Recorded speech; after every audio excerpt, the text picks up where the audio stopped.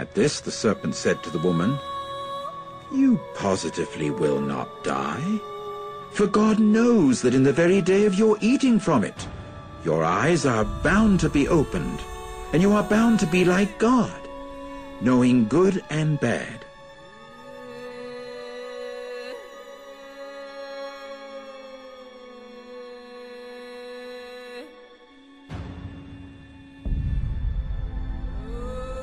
For dust you are, and to dust you will return.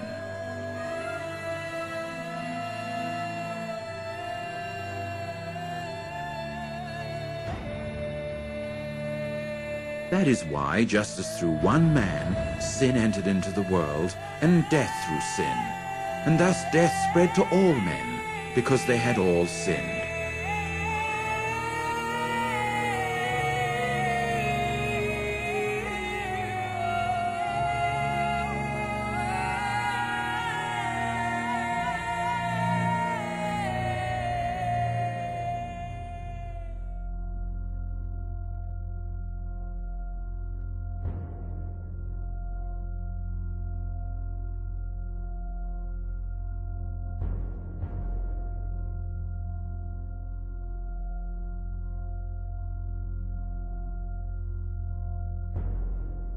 That through his death he might bring to nothing the one having the means to cause death, that is, the devil, and that he might emancipate all those who for fear of death were subject to slavery all through their lives.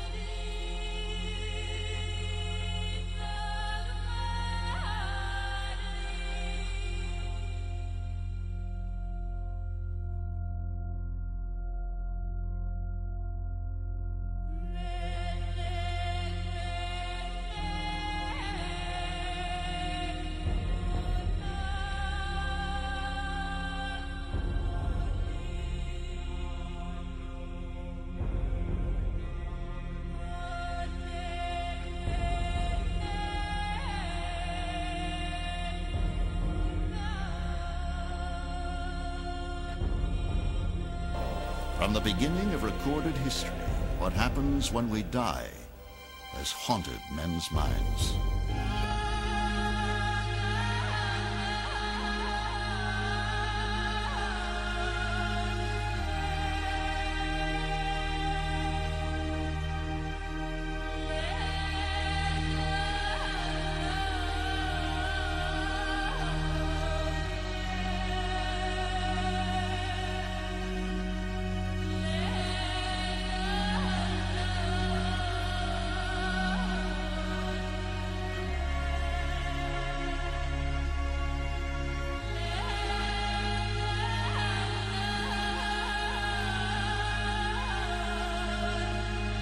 You must not learn to do according to the detestable things of those nations.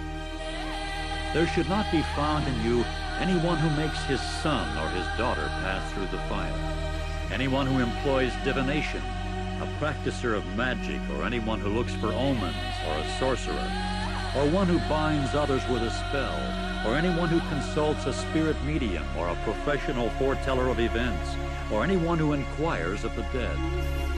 For everybody doing these things is something detestable to Jehovah. In one of the most astounding evolutions in history, within 3 centuries of Christ's crucifixion, the all-powerful pagan Roman Empire would be converted to Christianity. In the 5th century, the writings on heaven and hell by St. Augustine were adopted as canon by the Church. And for the past 1,000 years, for a number of reasons, hell, not heaven, has dominated the energies of the Church and the imagination of its artists. The fear of hell was the main theme of their sermons.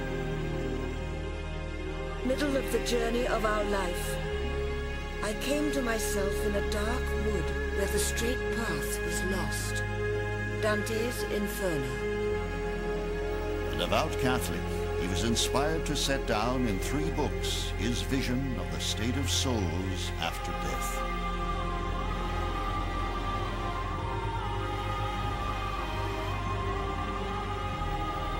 He begins his journey by entering hell, Inferno, with Virgil, the esteemed Roman poet, as his guide.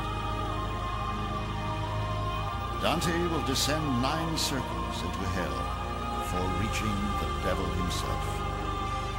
The hellish hurricane, which never ceases, compels the spirits with its violence.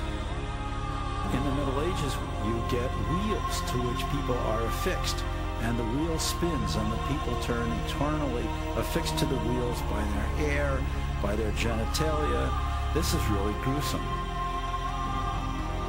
There Satan is chewing on them with the gore dripping down his chin. He's doing so, of course, eternally. No concept of heaven or hell anywhere in the Hebrew Bible. Now, in some of the older translations, like the King James, you can find the word hell, but it's a misleading translation. It's the Hebrew word Sheol, S-H-E-O-L. That means the unseen world, the world of the dead, really. But there's no fire there, they're not being tortured. If they're pictured at all, they're pictured as sleeping.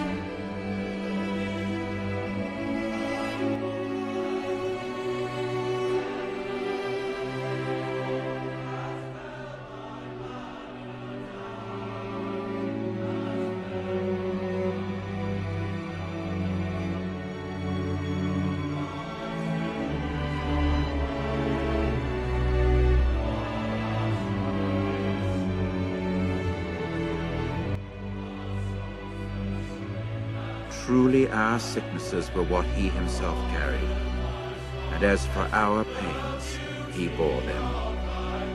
But he was being pierced for our transgression. He was being crushed for our errors. The chastisement meant for our peace was upon him, and because of his wounds, there has been a healing for us. Like sheep, we have all of us wandered about. It was each one to his own way that we have turned. And Jehovah himself has caused the error of us all to meet up with that one.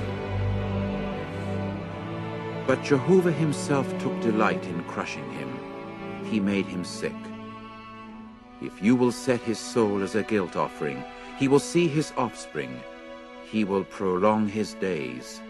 And in his hand what is the delight of Jehovah will succeed. Because of the trouble of his soul he will see, he will be satisfied. By means of his knowledge, the righteous one, my servant, will bring a righteous standing to many people, and their errors he himself will bear.